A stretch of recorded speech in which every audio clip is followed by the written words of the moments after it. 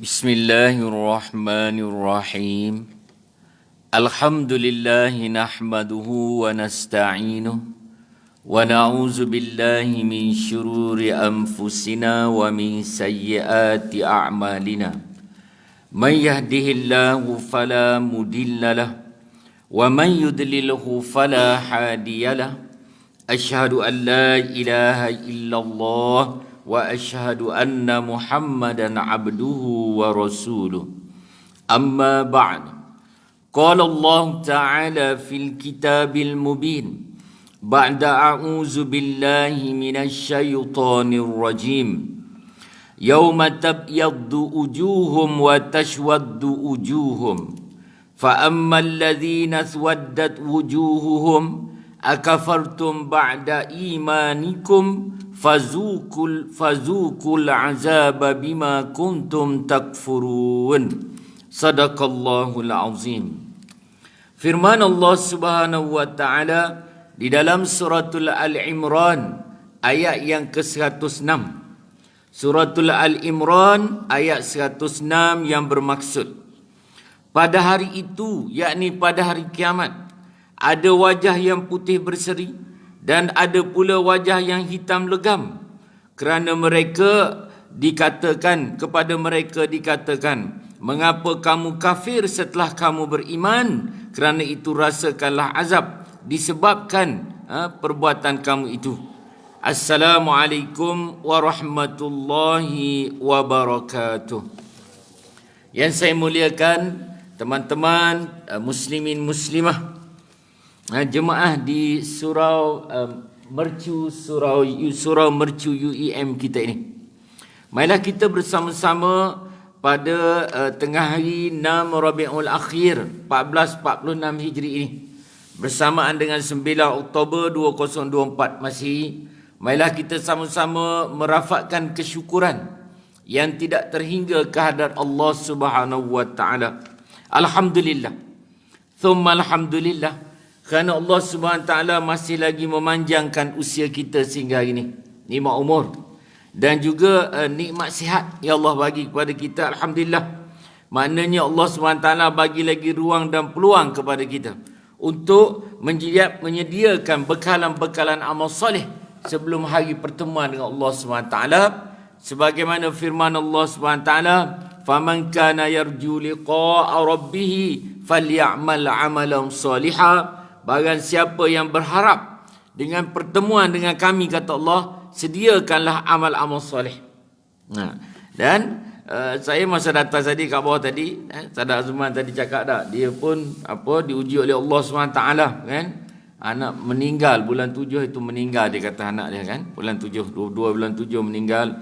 Dia sendiri pun baru masuk kerja, dia kata jatuh daripada pokok. Semua musibah. Kan, musibah.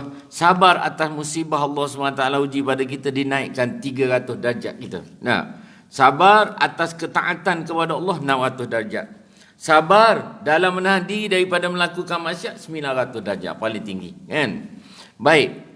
Sebab itu dengan Abang Rani juga cerita kematian begitu ke sana kat sini samalah kan. Ada satu jemaah tempat saya kuliah. Dan dia tanya, kuliah tentang kitab ini juga tapi di awal lagi. Kita ini masuk bab baru, bab 4 pada masyar. Kitab kita ada 12 bab. Lambat lagi kan, baru bab 4 baru nak pada masyar. Jadi ada jemaah tu tanya. Dia kata, "Ustaz, ada kat tempat saya ada kematian kan, seorang muslimah lah, meninggal muda," dia kata. Suami dia kata nak mandikan jenazah dia. Suami tu nak mandikan jenazah arwah isteri. Boleh ke tak boleh, Ustaz? Dia tanya macam tu. Kita kalau isteri meninggal, boleh tak kita nak mandikan jenazah isteri kita? Baik, secara umumnya penyediaan ataupun mandi kafankan jenazah ni, kalau muslimah, tim muslimah lah. Muslimilah. Tapi ada dalam satu hadis Ibnu Majah, nombor hadis 1465. Boleh tengoklah hadis Ibnu Majah 1465. Ketika Nabi SAW balik daripada ziarah perkuburan Baqi'. Nabi balik, masa tu di giliran rumah Ummahal Mukminin Sayyidatina Aisyah. Hadis 1465 Ibnu Majah. Nabi pun maksud Nabi cerita dekat Sayyidatina Aisyah. Dia kata, "Ya Umairah, Sakit sungguh kepala aku. Nabi kata sakit kepala. Balik daripada ziarah kuburan Baqi sakit kepala. Aisyah pun kata, ya Rasulullah, saya lagi sakit kepala ni. Nabi kata, tak apalah ujian Allah SWT. Kalau siapa yang meninggal dulu Allah panggil. Kalau kamu yang meninggal dulu ya Aisyah, nescaya aku akan mandikan kamu, kafankan kamu, solat jenazah dan sempurnakan kamu. Maknanya daripada hukum tu, muhaddis kata harus. Boleh. Kalau isteri meninggal, kita nak mandikan jenazah dia boleh. Cuma begini saja. Bila katakan tempat kita, yang diuruskan jenazah isteri kita ni, tim muslimah. Bila kita nak masuk, kita minta laluan dia keluar sekejap lah. Sebab bukan mahram tu. Kan? Kita duduk sibuk kat situ. Nah. Dan bila dia kata, okey kalau macam tu Ustaz, saya nak tanya lagi, batal dah air wuduk saya? Batal dah air solat saya ni, wuduk solat saya ni, bila saya pergi mandikan jenazah isteri saya? Belum kita nak jawab, ada jemaah itu dia dengar sekali dah. Dia kata batal ni orang hidup, orang mati tak kira dah, kata dia. Sedap dia. Bukan macam tu jawapan dia, bukan macam tu. Bukan sesenang itu jawapan dia. Jadi kita rujuk kepada orang ni, saya pun tak jawab itu, kita pun tak berapa jelas. Betul juga dia kata dah mati tak nak batal apa lagi dah kan. Tapi kita tak ikut jawapan dia sebab tu bukan hadis, dia main cakap je. Kita pun balik tanya orang ni, saya tangguh masa tu tak boleh jawab. Kan kata nanti kita tanya orang yang lebih berilmu. Tanya kebanyakan orang alim, pakar hadis kan. Timbatul Mufti pun cakap, dia kata lebih afdal kan. Kalau kita nak mandikan jenazah isteri kita, kita tak payah sentuh lah, kita just siram macam tu lah, ambil penghormatan, ambil apa tu, getah pahit tu siram macam tu kan. Sebab sama juga, dia punya batasan wuduk masa hidup dengan masa mati sama. Cik baik tak jawab ikut yang dia cakap tadi. Maknanya dia kata afdal macam tu. Kalau nak juga pakai tu, pakai glove lah, pakai macam tu. Maknanya memang orang mati pun nak jaga juga dari segi keadaan. Boleh nampak? Tu soalan yang ditanya itulah kan. Baik, kita masuk pada bab baru kita ini kan. Pada pertemuan bulan lepas kita dah habis tentang apa ni, tiupan sangkakala. 2 kali ke 3 kali, dan kita dah lihat daripada penerangan tuan punya kitab Imamul Qutubi 2 kali lah. 1 kali mematikan semua yang hidup, 2 kali summa innakum yaumal qiyamati tub'asun, hari kiamat dihidupkan balik. Tanda hari kiamat banyak dah rosak. Banyak tanda hari kiamat. Ustaz, bila perceraian banyak berlaku tu tanda hari kiamat ke? Lah nak kan. Sekarang statistik terkini di Selangor kan. Kita briefing dengan yang Arif Hakim Mahkamah Syariah di Kelang itu, dia briefing hari Khamis lepas kan. Dia kata kadar perceraian di Kelang saja sehari permohonan 70 permohonan. 70. Mohon nak cerai 70. Kan? Kalau Selangor ni ada 9 daerah kot, agaknya 9 distrik, contohlah 9 kan. Yang saya tak ingat apa 9 kot. 9 kali 70, 630 sehari kes-kes memohon perceraian. Allahu akbar kan. Macam-macam dia kata tak. Dia banyak section kan. Kadang-kadang ada tu kita tanya dia yang Arif, yang isteri mohon cerai tu section mana? Dia kata ada section 47. Ada yang tak ada section pun Ustaz, dia nak juga kan. Apa alasan dia?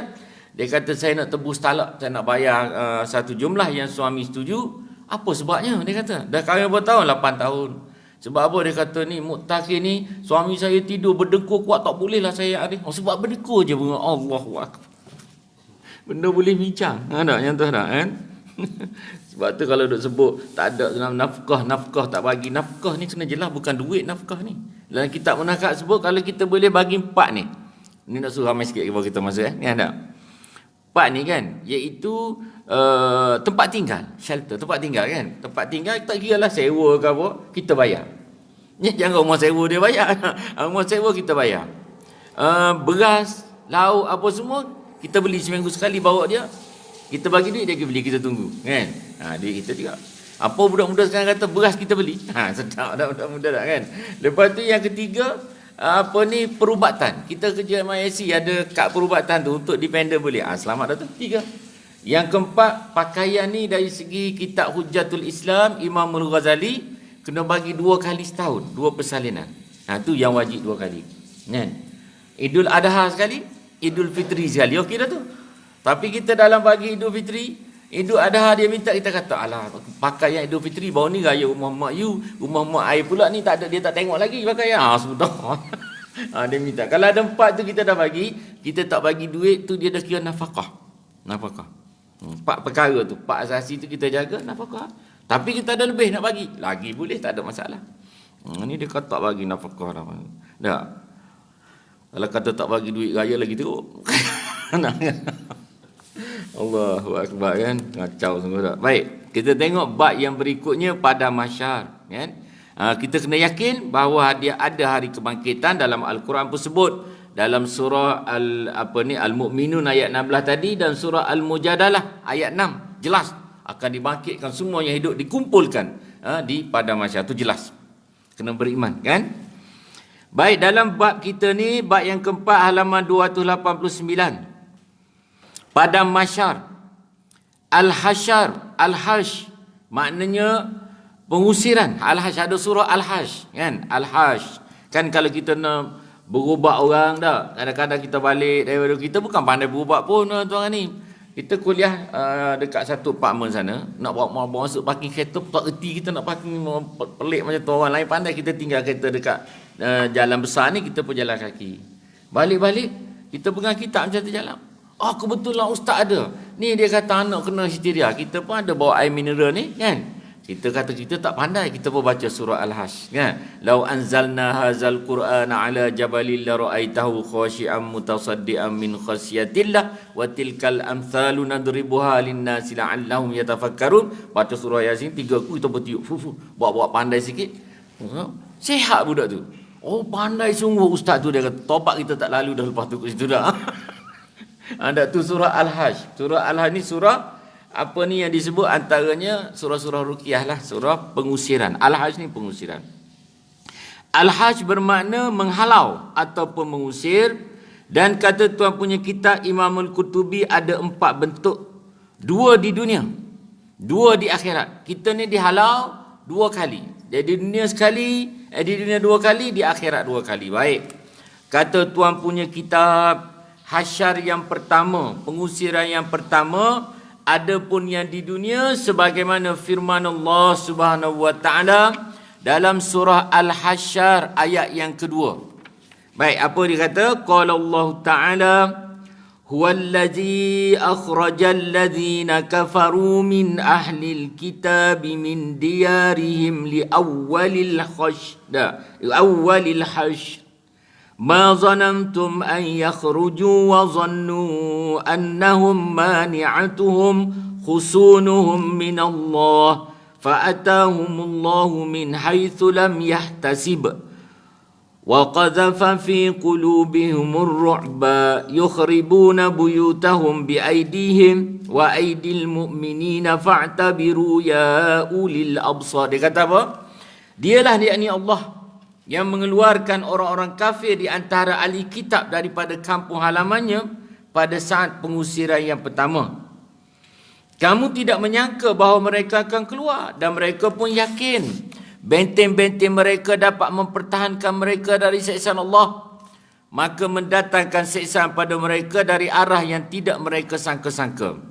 Allah lemparkan perasaan takut dalam hati mereka sehingga mereka memusnahkan rumah-rumah mereka dengan tangan-tangan mereka sendiri. Dan tangan orang mukmin mengepung mereka dari luar. Ambillah pengajaran dari peristiwa ini, wahai orang yang celik mata hati. Surah Al-Hajj ni sababun nuzul dia begini, kan? Dia masa Nabi berhijrah ke Madinatul Al-Munawwarah, kehidupan kabilah-kabilah di Madinah ni, asal kabilah dia hidup, kan? Dan ada Yahudi yang tinggal di Madinah ni, antaranya yang terkenal Bani Nadir. Dia menumpang duduk di Madinah, Bani Nadir, Qainuqa dan Khuraizah. Tapi ayat ni lebih kepada Bani Nadir ni, sebab tu ada orang panggil surah Al-Hajj ni surah Bani Nadir, kan? Bila Nabi SAW berpindah, Nabi nak menyatukan, kan? Ada perjanjian Madinah, kan? Perjanjian Madinah. Nabi kata, siapa yang setuju saing ni, perjanjian ni, maknanya dia tak menentang dakwah Nabi SAW. Termasuk Bani Nadir. Sayyidina Umar Al-Khattab dengar. Dalam satu hadis Sayyidina Umar Al-Khattab kata apa? An Umar bin Al-Khattab, innahu sami'a Rasulullah sallallahu alaihi wasallam yaqulu. Dia kata apa? La ukhrajanna la ukhrajana al-yahuda wan nasara min khizyatil arab hatta la ada illa musliman. Dia kata mengkhabar kepadaku bahawa aku pernah dengar Nabi SAW bersabda, sungguh aku akan mengeluarkan orang Yahudi dan Nasara dari Jazirah Arab hingga tiada yang tersisa kecuali orang Islam. Saya nak dengar Nabi nak kata buat macam tu, kan? Tengok Nabi pun tak dah nampak dah dari Yahudi ni. Jadi tiba-tiba ketua Bani Nadir ni dia gisain, piagam Madinah dia gisain, setuju, kan? Maknanya dia tak kacau ketuanan ataupun pentadbiran Islam yang Nabi buat tu, dia tak kacau, dia sokong. Dah, mana dia tak panggil kafir harbi lah, ni kafir zimmi yang ikut dengan tuntutan Islam, dia tak kacau. Kalau dia kacau, dia tak panggil zimmi, dia panggil harbi, kan? Lalu dalam keadaan elok tu ada seorang daripada kepimpinan Bani Nadir, nama Ka'ab al-Ashraf. Ka'ab al-Ashraf ni dalam Bani Nadir duduk saing dengan Nabi, dah. Dia pergi buat perjanjian pula dengan kafir Quraisy. Kafir Quraisy kata tak apa, kita backup. Nabi pun sedar benda tu, kan? Nabi halau. Nabi buat kepungan halau. Dah. Mula-mula dia rasa dia boleh tahan dengan pertolongan kafir Quraisy. Tiba-tiba tak datang pertolongan, dia pun lari. Ini pengusiran pertama, iaitu Yahudi Bani Nadir yang terutamanya yang sedikit daripada Qainuqa dan Quraizah dihalau ke Jazirah Syam. Syam ni kalau dari segi kaedah kat Syria, kan, Jordan, selatan Iraq sikit tu Syam. Dia bumi Syam, dihalau ke situ. Az-Zuhri berkata, mereka adalah kaum Yahudi yang pada mulanya dibiarkan dan belum pernah diusir, tetapi kerana Allah SWT menetapkan bahawa mereka diusir, itu dalam surah Al-Hajj ayat 2 tu, maka azab mereka di dunia ditangguhkan. Pengusiran pertama yang mereka rasakan di dunia ketika mereka diusir ke negeri Syam. Nampak ya? Ibnu Abbas radhiyallahu anhuma berkata, orang yang meragui bahawa ada pengusiran pertama, iaitu pengusiran ke negeri Syam, hendaklah membaca surah Al-Hajj ayat yang kedua sebagai bukti, kerana Rasulullah SAW memerintahkan kepada Bani Nadir, Qainuqa dan Quraizah. Nabi kata apa? Keluarlah kamu semua dari bumi Madinah. Jawab mereka, ke mana? Rasulullah bersabda, ke bumi Syam, ke arah bumi Syam sana. Nampak tak sebab itu dia kata peristiwa itu adalah pengusiran yang pertama sekali. Nanti pengusiran yang kedua atas dunia pula ni disebut, kan, dalam ni. Sebab tu bila peristiwa hari kiamat, peristiwa besar ni, nanti kalau kita belajar ke depan lagi, kita bawa halaman 290, halaman 400, nanti kita akan belajar. Tuan punya kitab sebut ada 64 nama hari kiamat ni, ada 64. Kalau kita belajar sifat 20, kecil-kecil tu kita duduk dengar tu, orang tua-tua duduk baca sifat 20 cerita, ada 101 nama hari kiamat. 101. Dalam Al-Quran 22 digabungkan. Antara disebut, kan, dalam hadis sahih Nabi SAW sebut, di hari kiamat nanti ada satu hari nama dia Yaumun Nadamah, hari penyesalan, di mana Nabi sebut dalam hadis sahih dua golongan manusia yang sangat-sangat menyesal pada hari itu. Kita menyesal juga, kan? Semua orang nak mati pun menyesal. Nanti tuan ni sebut tadi, kalau ada orang nak meninggal, ada nampak berpeluh tu tanda baik, sebab kita belajar awal-awal itu, dia segan bila Allah SWT pertontonkan mana tempat dia pergi. Allah akan dengan nikmat Allah, dengan rahmat Allah ke syurga Allah nanti.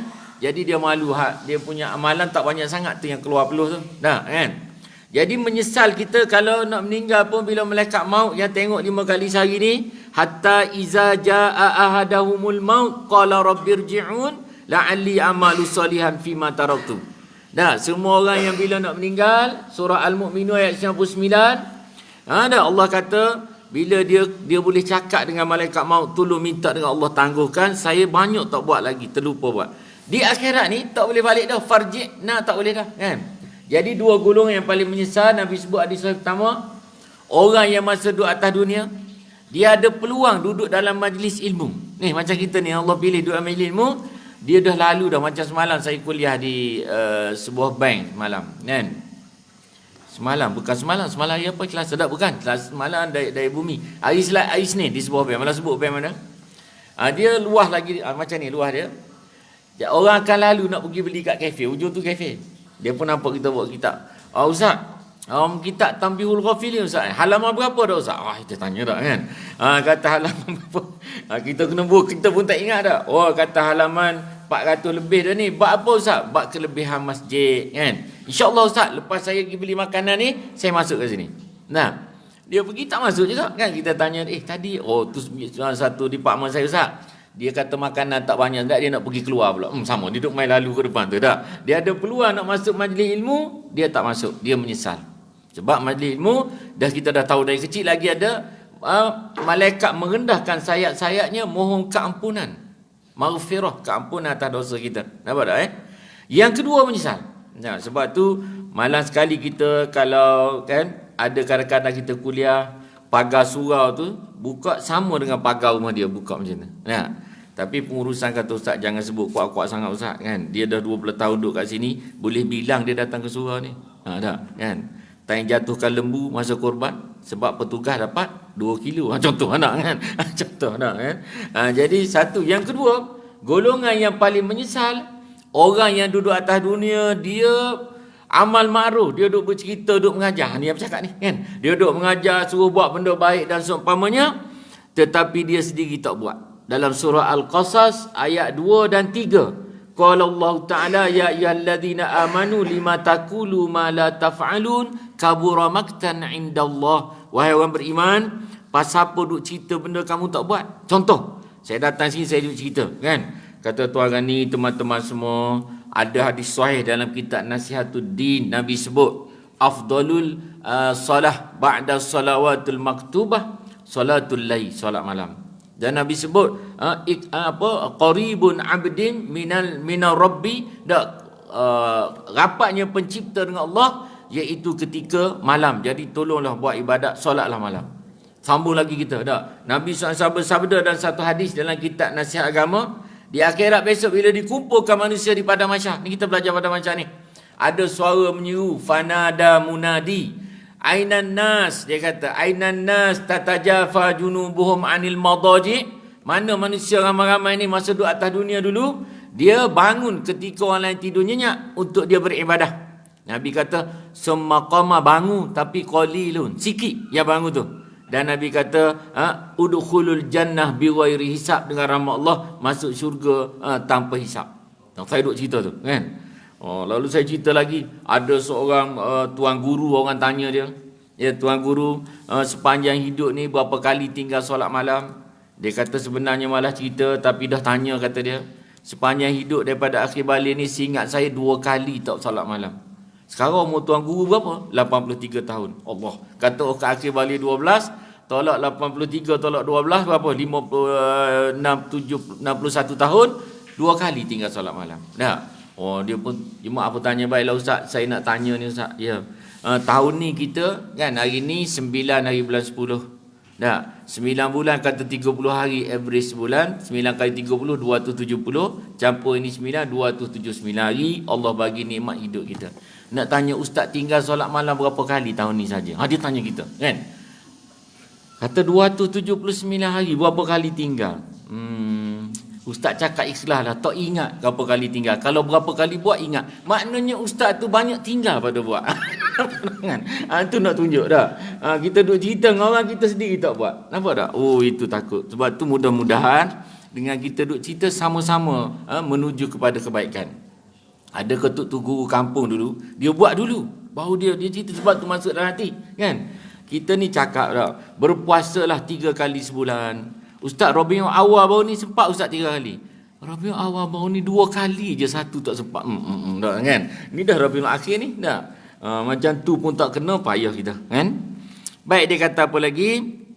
Hasyar yang kedua, apa yang dijelaskan dalam hadis riwayat Muslim daripada Abu Hurairah radhiyallahu anhu dalam kitab kita ini. Nabi sallallahu alaihi wasallam bersabda, yuhsyarun nasu ala thalasin tara'iqa rahibin wa ithnani ala ba'irin wa thalasatun ala ba'irin wa arba'atun ala ba'irin wa asharatun ala ba'irin wa yahsyuru bakiyatuhumun nar taqilu ma'ahum haisu qalu wa tabitu ma'ahum haisu batu wa tusbihu ma'ahum haisu asbahu wa tumsi ma'ahum haisu amsau. Dia kata apa? Manusia akan dikumpulkan di padang mahsyar dalam 3 kumpulan. Riwayat dia, kan? Satu kumpulan adalah kumpulan orang yang rindu kepada Allah SWT, ar-raghib, dan sentiasa takut ar-rahib kepada Allah SWT. Ya. Disebut oleh Imam Al-Ghazali rahimahullah dalam kitab Ihya Ulumuddin. Dia kata apa? Kan? Tanda takut kepada Allah SWT ni boleh lihat antaranya untuk orang awam, kan? Sebab dia kata manusia yang kumpulan pertama ni orang yang rindu pada Allah, nak jumpa Allah dan juga takut pada Allah. Kan? Takwa ada. Dia kata tanda takut pada Allah ni kalau kita boleh kontrol lidah kita. Lidah kita, kan? Sebab tu bila kita belajar itu dalam kitab kita ni, hadis Sahih Bukhari Muslim, ketika Nabi bermusafir dengan Sayyidina Ibnu Abbas radhiyallahu anhuma, kan kenderaan berhenti di perkampungan Bani Najid. Kenderaan Nabi naik tu berhenti. Nabi kata, ya Ibnu Abbas, cuba tanya ketua dusun sini, dusun Bani Najid ni, ada kubur tak kat sini? Nabi dah tahu, kan? Lalu ketua Bani dusun kata, ada ya Rasulullah, ada 6 kubur, dan ada 2 ni dia kata orang yang maksiat pada Allah SWT. Nabi kata, sungguhnya kalau kamu kuat aku doa pada Allah ya Ibnu Abbas, buka hijab bahawa tengah diazab 2 orang ni dalam kubur ni bukan sebab dosa besar sangat pun, tapi dosa besar juga, iaitu dia buang air kecil tak sehabis bercuci. Bauli. Yang satu lagi membuka aib saudara dia. Yang tu kita tak buat lah. Tapi yang buang air kecil ni cuba jaga betul-betul, kan? Dia sebut macam ni. Disebut di dalam hadis sebut macam ni. Dia kata apa? Dia kata dalam 2 hadis sahih, kan? Ni sebab punca azab kubur ni daripada buang air kecil. Nak kita di RNR dan seumpamanya, kan? Kalau RNR sebelah selatan utara ni cantik. Ni sebelah Golden Sand kampus saya ni. Cemas sikit ni depan Bali 3 berapa hari ni cuti, kan? Tempat dia tak berapa ni sangat dah, kan? Belum bersih lagi, belum maju macam sini dah. Dia kata apa? Hukum kencing berdiri. Bolehkah kencing berdiri? Awak tanya. Riwayat daripada Imam Tirmizi. Kita tengok hadis Nabi lah, sebab Nabi kata taraktu fikum amroini lan tadillu abada tamassaktum bihima. Aku tinggal 2 perkara, apa-apa pertelingkah akan merujuk. Quran dan hadis. Kalau kamu pegang sekuat-kuatnya, lan tadillu abada, kamu tak akan sesat selama-lamanya. Kitabullah wa sunnati. Baik. Riwayat Imam Tirmizi hadis nombor 12 daripada Ummahul Mukminin Sayyidatina Aisyah radhiyallahu anha. Dia kata apa? Sayyidatina Aisyah kata apa? Man haddatsakum anna Nabi sallallahu alaihi wasallam kana yabulu qa'iman fala tusaddaku ma kana yabulu illa qa'idan. Kata Sayyidatina Aisyah, kalau kamu dengar orang kata Rasulullah sallallahu alaihi wasallam bila dia qada hajat, dia buang air kecil, dia berdiri, kamu jangan percaya. Sesungguhnya Nabi ni dia akan buang qada hajat, buang air kecil, duduk. Aku tahulah, kata Aisyah, aku kan isteri dia. Macam tu. Satu. Dalam hadis sahih yang kedua Bukhari, hadis sahih Bukhari nombor 224 daripada Huzaifah Al-Yamani. Huzaifah Al-Yamani ni sahabat Nabi, PA Nabi. Nabi percaya kat dia, Nabi bagi senarai munafik Madinah, dia pegang. Huzaifah Al-Yamani ni dia rapat dengan Nabi, PA Nabi. Malam dia pergi tengok dalam Masjid Nabawi, Nabi duduk solat kat Raudah, solat malam. Dia pergi duduk sebelah solat sekali. Dia pendengar Nabi baca lepas Fatihah, rakaat pertama 3 juzuk. 3 juzuk 280 ayat surah Al-Baqarah. Dia kata lepas ni rukuk tu, kan? Tengok Nabi baca surah Al-Imran 200 ayat 2 juzuk 486 ayat. Rukuk lepas ni tu tambung pula An-Nisa 170 lebih. Total 662 ayat satu rakaat. Huzaifah kata lepas ni tak ikut dah. Kan? Ni Huzaifah ni kan. Huzaifah kata atan Nabi sallallahu alaihi wasallam subatata qaumin qabala qa'iman summa da'a bima'i fajituhu bima'i fatawadda'un. Dia kata dalam satu perjalanan Nabi SAW mendatangi tempat pembuangan sampah suatu kaum. Tempat buang sampah kotor lah. Nabi pun qada hajat sambil berdiri. Lalu habis Nabi panggil ya Huzaifah, bawa air, lalu Nabi bersuci dan Nabi berwuduk. Maka kata mufassirin dibolehkan kencing berdiri berdasarkan hadis sahih Bukhari 224, tetapi sangat lebih afdal kata pakar hadis adalah bila kita buang air kecil duduk, sebab Nabi kerap duduk. Berdiri tu atas dasar sebab kotor tempat tu kotor. Macam kita lah kalau kat arena sampai kena tengok ke atas tu, boleh lah tu. Kalau sampai tengok ke atas tu boleh. Tu, tapi kena jaga sebab apa? Sebab kalau kita buang air kecil secara berdiri dan macam tu, dia akan kena kat pohon dan sebagainya. Kita ambil wuduk, jadi tu imam pula dekat surau mercu UM. Tu lagi kacau kan? Kita tanggung orang lain pula dan sebagainya. Jelas kena jaga yang tu. Baik. Dia kata apa? Siapa lagi yang takut kepada Allah SWT disebut? Dia kata apa? Imam Ghazali kata dia jaga lidah dia. Kan, jaga lidah dia. Falyakul bil khair aw liyasmut. Ingat hadis tu, kita bercakap benda yang manfaat, kan? Kalau tidak, kita banyak mendengar lebih baik, kan? Dan juga dia kena buang sifat dengki tu. La hasada illa fisnaini. Jangan ada sifat dengki kecuali dua perkara saja kita boleh dengki. Seorang yang Allah anugerahkan dia harta yang banyak, dia duduk derma pada jalan yang benar dan seumpamanya. Dan sedekah yang paling baik ni, kan, iaitu kita sedekah air paling baik. Sebab tu kalau boleh kongsi, kan, masa ustaz diberi peluang untuk teraju kepimpinan dekat surau Jumaat dulu, kan, kita ada orang cadang untuk buat telaga boring tu yang kita dak gali tu, kalau tak ada air pun boleh guna, kan. Kos dia 20,000 masa tu. Baru kita lancar pagi, petang tu ada seorang hamba Allah datang rumah, telefon semua. Dia kata, tak apa ustaz, saya masukkan kepada ustaz 20,000, saya tak nak masuk dalam surau, takut orang tahu siapa yang derma, kan. Dah selesai benda tu, dia seorang. Jadi tiap-tiap hari Jumaat, dia mohon pada yang sebaik kita, buka air tu untuk ambil wuduk. Kalau ada kematian, ambil juga, kan. Sebab Abu Ubaidah pernah tanya Nabi SAW, ya Rasulullah SAW, ibu saya telah kembali ke rahmatullah. Ada tak amalan yang saya boleh buat, boleh tolong dia dalam alam barzakh? Nabi kata bersedekah ya Abu Ubaidah. Dia kata baiklah Rasulullah, sedekah apa paling baik? Nabi kata bagi minum kepada orang. Tak? Bagi minum. Contoh kalau hari Jumaat ke, tak? Kita dekat surau-surau kita pun minta dengan pengurusan, kita nak sedia untuk minum dan sebagainya, kan?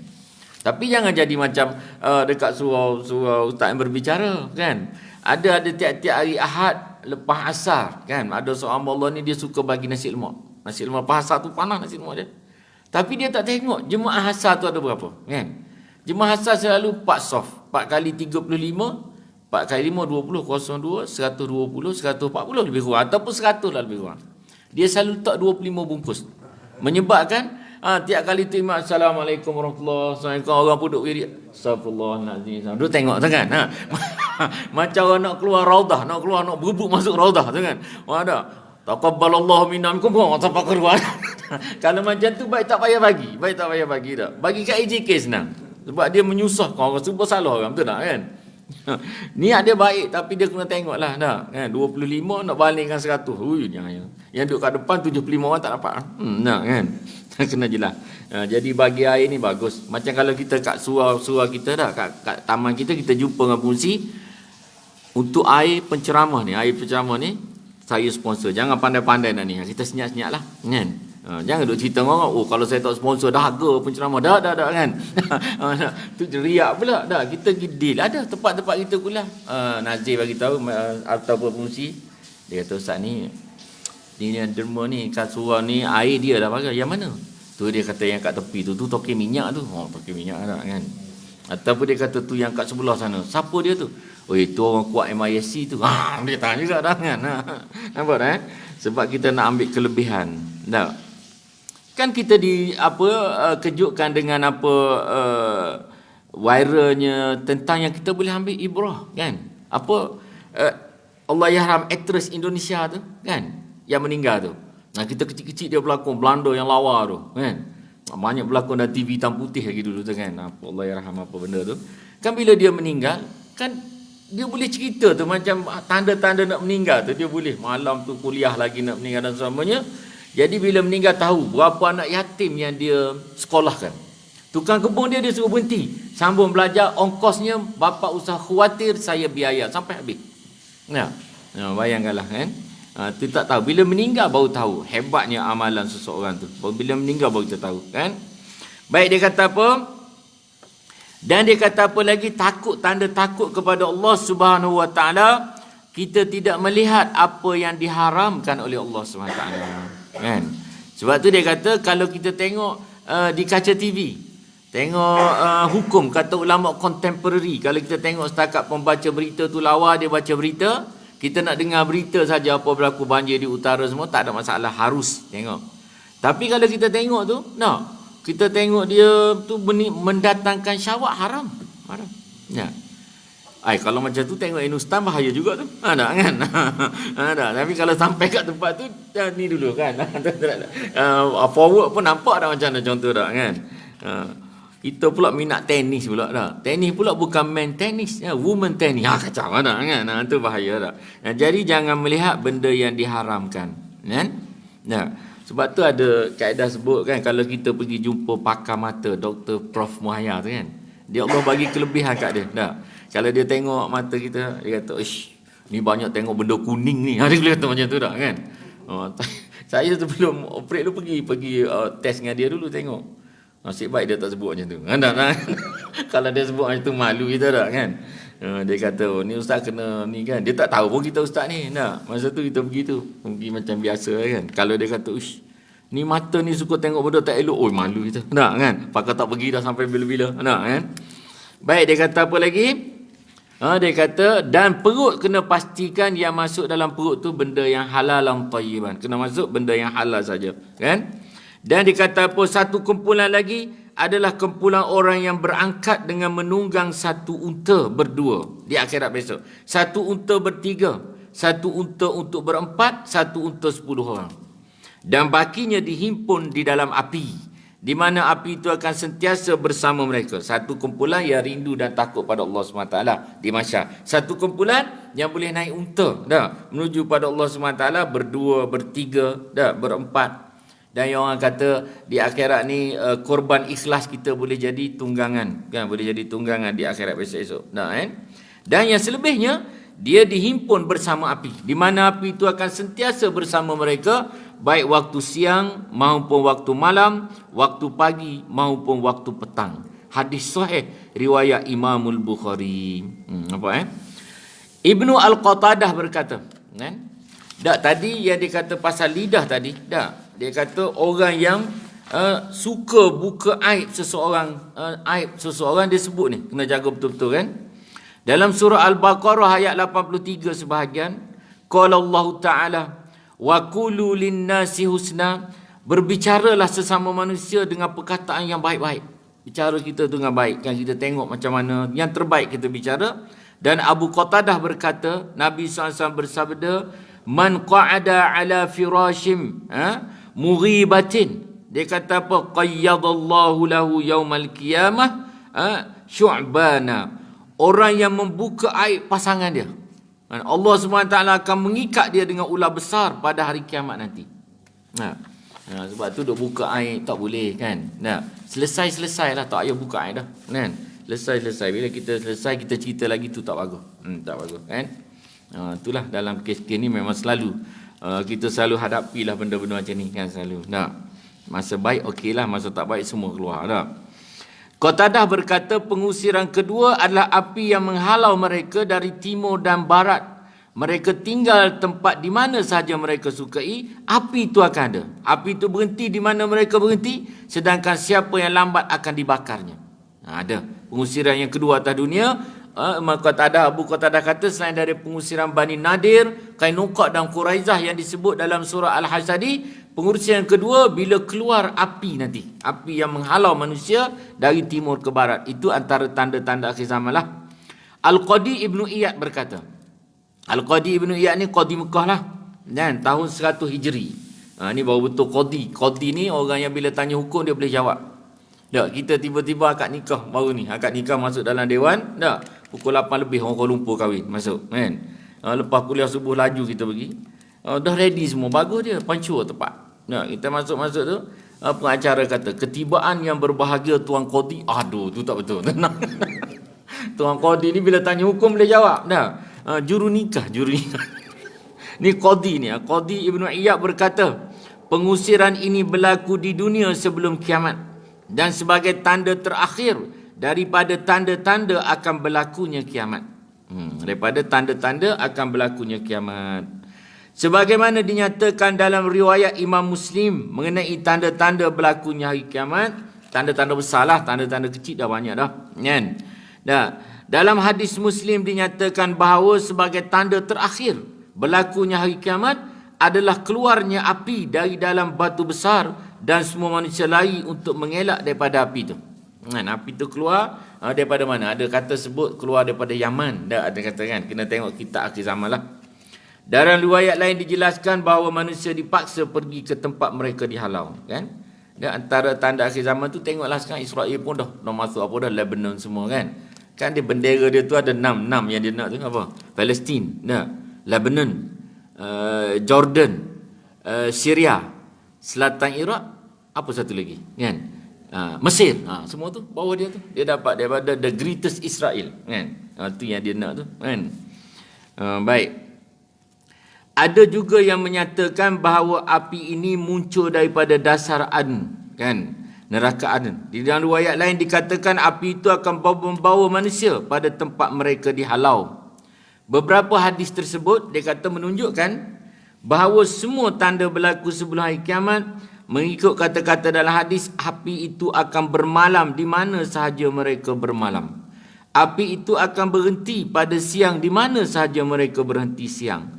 Api itu akan ada pada waktu pagi di mana sahaja mereka berada waktu pagi, dan api itu akan berada pada waktu petang di mana sahaja mereka berada waktu petang. Api itu ikut. Dia ikut. Ada yang mengatakan sebahagian riwayat dan selain daripada riwayat Imam Muslim yang menjelaskan apabila kamu telah mendengar dan melihat tentang api tu, dengar cerita api dah naik, dah keluar api duk halau kan ni, maka segeralah kamu pergi ke negeri Syam. Kerana perkara itu adalah isyarat perintah. Nabi dah sebut. Sahabat tanya, kalau keluar api nak pergi ke mana Rasulullah? Lari ke Syam. Nabi suruh pergi ke negeri Syam. Kerana perkara itu adalah isyarat perintah agar sampai di negeri Syam sebelum api menyusahkan kamu. Ada? Disebut kan dalam kitab-kitab. Baik. Halaman berikutnya dia kata mengenai hadis Ibnu Abbas yang menyatakan dalam kitab Minhaj ad-Din bahawa semua keterangan hadis tadi berlaku di akhirat. Al-Hulaimi berkata mungkin sabda Rasulullah sallallahu alaihi wasallam, manusia akan diusir menurut 3 kumpulan. Sebagai isyarat kepada 3 kumpulan manusia, iaitu kumpulan golongan soleh al-abrar, kumpulan orang yang mencampurkan amal baik dengan amal buruk, al-mukhallithin, dan golongan kafir. Ada 3. Amal soleh al-abrar, orang yang balance dunia akhirat. Sebab tu kalau kita belajar ke depan nanti tentang titian sirat, dah terlepas dah kita titian sirat, dah terlepas dah. Yang ada 8 stok, ada atas titian sirat tu ada 8 tempat pertanyaan. Kalau lepas semua tu bukan 8, 7. Yang terakhir sekali tentang kezaliman kita pada manusia, terlepas kata. Nak masuk ke syurga dengan rahmat Allah, tapi kita orang mukmin ni kita ada buat zalim kepada orang yang tak sempat minta maaf. Dia ada satu lagi sirat khusus untuk selesaikan kisos ni. Dah, kita buat zalim mukmin yang lain untuk umi, tapi tak masuk neraka dah, dia dah lepas dah titian sirat. Tapi lambat masuk syurga atas dasar kita menzalimi orang masa duduk atas dunia. Jadi kena tengok apakah keadaan kita. Dah, kalau penting sekali kita maafkan orang. Dah, maafkan orang. Antara yang Nabi SAW pesan kepada seorang sahabat, dia kata apa? Dia kata 3 akhlak yang paling baik Nabi pesan kepada Uqbah bin Amir. Nabi kata, ya Uqbah bin Amir, ini 3 akhlak paling utama. Kamu jaga betul-betul sebelum kamu dipanggil berjumpa Allah SWT. Hadis riwayat Imam Tabarani, dia kata pertama, kamu kena sambung silaturahim dengan orang yang memutuskan. Kamu tengok, siapa kamu boleh tahu. Kata kita duduk dalam bangunan MISC ni, siapa nampak lain jauh pada kita, cepat-cepat kita gitu, rapatkan. Dalam umur kita macam ni, kita tak ada dah urusan tak bertegur siapa dengan orang. Bila kita dipanggil berjumpa Allah SWT, selesai kita. Kita kena berlapang dada. Tak apalah, salah dia ke apa. Tak salah pun. Tak jatuh darjat kita, sebab Nabi sebut dalam hadis Muslim 2588. Hadis kata apa? Nabi kata, wa ma zadallahu 'abdan bi'afwin illa 'izza. Tidaklah Allah SWT menambahkan kepada hamba yang pemaaf kecuali kemuliaan. Kan kita pernah dengar cerita Bung Hamka. Bung Hamka ni ulama Nusantara, hebatlah Bung Hamka ni. Dia pernah dipenjarakan oleh Soekarno. Soekarno penjarakan dia 2 tahun 4 bulan ke 2 tahun 4 bulan. Kalau baca kisah Bung Hamka, kan? Orang paling benci orang yang paling benci kat dia Soekarno, kan? Sebab dia kan amal makruf nahi munkar. Tetapi bila meninggal Soekarno, ada wasiat kata Soekarno kata nak suruh Bung Hamka yang imamkan jenazah. Nah, cepat-cepat dia pun, dia tahu wasiat, dia pun cepat-cepat jadi. Tengok maafnya dia kalau kita cari orang lain lah. Tak kan contoh tak kan? Tapi kalau kita jadi pemandi jenazah, kan, mandi jenazah, kita tak suka, katakan tuan Rani pemandi jenazah. Contoh saya ni, tuan Rani tak suka, memang tak suka, kan. Lepas tu bila meninggal, tuan Rani kena mandikan jenazah sebab ketua pemandi jenazah. Tapi sebab tak suka, ada sebab suka, kita kena tarik diri. Sebab kita mandi jenazah ni kena ikhlas. Tak boleh. Nah, kita mandikan kena mandikan ikhlas. Ya, tak boleh kalau kita ada tak suka dan seumpamanya. Tak. Dia tak boleh. Dia kalau ada perasaan macam tu dia jadi tak ikhlas. Mandi ni nak yang terbaik, kena buat terbaik. Sebab ada pemandi jenazah di suatu surau tempat saya kuliah, dia kata, "Ustaz, saya memang tak boleh. Kalau meninggal si fulan ni memang saya tak boleh." Saya kata, "Si fulan tu umur berapa?" Dia kata baru umur 47. "Haji umur berapa?" "Saya umur 72." Dia takut meninggal fulan dulu. Dan hati kita takut pemandi jenazah meninggal dulu. Tapi dia nak tanya hukum dia macam tu. Kita pun jawablah kita dalam hati kata, dia 72 jenazah. Yang dia benci tu 48, 49. Kata tak boleh lah kalau dia haji dah niat macam tu, haji memang tak, saya tak boleh mandi, tak boleh mandi. Nampak tak dia kena sebab nak jaga aib dan seumpamanya tak, kan? Yang kedua dia kata iaitu memaafkan orang yang buat zalim kepada kita. Ni hebat. Wal afuna anin nas, sifat orang yang memaafkan ni sifat ahli syurga. Siapa sebut? Allah sebut. Ayat mana? Surah Ali Imran. Ayat berapa? 133 hingga 135. Wal afuna anin nas, orang yang memaafkan manusia. Wallahu yuhibbul muhsinin. Dialah orang-orang yang dicintai oleh Allah, orang muhsinin. Ya, oi nak maafkan orang payah ni, betul tak kan? Kita tahun lepas kata saya satu department dengan Tuan Gani, kan. Tuan Gani ke Kedah, ke Bayan lepas Penang. Saya Golden Sand Pasir Mas. Ingat, raya tahun lepas saya cuti lepas raya. Tuan Gani kata okey fine. Nah, tahun ni patut kira Tuan Gani, saya lagi. Tobat saya tak maaf dah sampai bila. Baru berebut balik raya, baru tu dah bukan berebut benda lain, kan. Balik raya ni berlaku dekat tempat bank yang saya kuliah. Oi, dia kata tak datang. Hari tu elok-elok duk kuliah, dengar kuliah dua-dua. Saya kata pasal apa tinggal seorang? Ustaz, dia dah tak jadi kawan best friend saya dah. Sebab apa? Saya ambil 2 kali, dia kata. Saya ambil 2 kali balik raya, kan. Tak mau dah dia. Dia duk usaha nak pindah department, tak nak dengan saya. Nampak tak kan? Rosak. Hanya sebab tu saja rosak, kan? Nah, jadi kena berlapang dada, cepat minta maaf, kan? Boleh tak? Saya pernah pimpin solat subuh, kan, dulu. Masa kita ni dulu pimpin solat subuh, kan. Ada orang tak suka sebab kita baca panjang, kan. Kita pun dengar. Kita pergi minta maaf je, kata tak tahu pula panjang. Oi, tak, cuba rekod lah, dia tu tengok. Kita berkata okey, kita pun tak apa, kita pun tak baca panjang, kan. Bila kita tak baca panjang, dia tak datang pula. Itu masalah. Jadi kalau macam tu kaedah dia, kita kena meraihkan jemaah.